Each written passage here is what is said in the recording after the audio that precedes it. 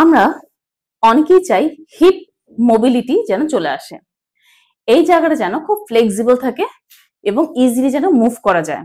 আজকে নিয়ে এসেছি এমন একটা আসন। সেই জন্য আমাদেরকে এক পায়ে ব্যালেন্স করে দাঁড়ানো শিখতে হবে, এভাবে। এই ব্যাপারটাতে খুব ফ্লেক্সিবল থাকতে হবে যে আপনি যেন এইভাবে দাঁড়াতে পারেন, এই ব্যালেন্সটা থাকতে হবে। এক পায়ে ভর করে দাঁড়ানো শিখতে হবে, ব্যালেন্সটা জানতে হবে, করতে হবে প্রতিদিন। ঠিক আছে, এটা জানা থাকলো। তা আমরা যে ওয়ার্কআউটটা করব সেটা হচ্ছে এক পায়ে দাঁড়াবো, তারপর পাটাকে এইভাবে করব না, এটা তো ব্যালেন্স এইভাবে শিখলাম। এবার পাটাকে এইভাবে রাখবো, থাইয়ের উপরে রাখবো, তো তা ব্যালেন্স করব। হাতটা তো এইভাবে ছাড়া আছে, হাতটাকে এইভাবে নিব, এইভাবে নিব ধরে, এই পাটাকে উঠিয়ে এইভাবে ধরে ধরে থাকবো কিছুক্ষণ। 1 2 3 4 5 6 7 8 9 10 11 12 13 14 15 16 17 18 19 20। ছেড়ে দিলাম, হয়ে গেল কাজ। এই হিপের এই জায়গাটার কাজ হলো। একই জিনিস আমরা অপর পায়ের সাথে করব, অপর হিপের সাথে।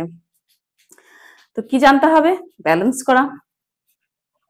এই পায়ের সাথে এটা লাগিয়ে দিয়ে এখানে ব্যালেন্স করা শিখবো।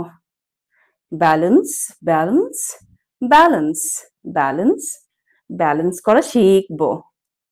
হলো তো ব্যালেন্স করা কিছুক্ষণ? ওকে, গুড। এবার যেটা করব, এই পাটাকে রেখে, একটু আগে ব্যালেন্স তো এইভাবে করলাম, তো এইভাবে এখন করব না। এখন যেটা করব, পাটাকে এইভাবে রেখে এই পাটাকে এইভাবে রাখবো, রেখে হাত দুটো তো ফ্রি ফ্রি আছে, এইভাবে হাত দুটো ঢুকিয়ে দিব, ঢুকিয়ে দিয়ে পাটাকে নিয়ে এইভাবে তুলে ধরবো। 1 2 3 4 5 6 7 8 9 10 11 12 13 14 15 16 17 18 19 20 21 22 23 24 25 26 27 28 29 30। তো এইভাবে আমরা কাউন্ট করে 30 বার কাউন্ট করব বা 50 বার কাউন্ট করব। তো এইভাবে হোল্ড করে থাকবো আমরা পাটাকে উঠিয়ে। এই যে উঠিয়ে রাখছেন, আপনার কাজ হচ্ছে এই হিপ সাইডে। তাহলে দুই পায়ে উঠিয়ে যদি 30 সেকেন্ড বা 40 সেকেন্ড পর্যন্ত কাউন্ট করেন, তাহলে আপনাদের হিপ মোবিলিটি বা হিপ ফ্লেক্সিবিলিটি চলে আসবে। তো এমন ওয়ার্কআউট আপনি প্রতিদিন করছেন বা প্রতিদিন করবেন, 30 সেকেন্ড করে 3 সেট দুই সাইডে। এই সাইডে 30 সেকেন্ড 3 সেট, গ্যাপ দিয়ে এই সাইডে 30 সেকেন্ড 3 সেট। দেখেন হিপ মোবিলিটি খুব দ্রুত চলে আসবে।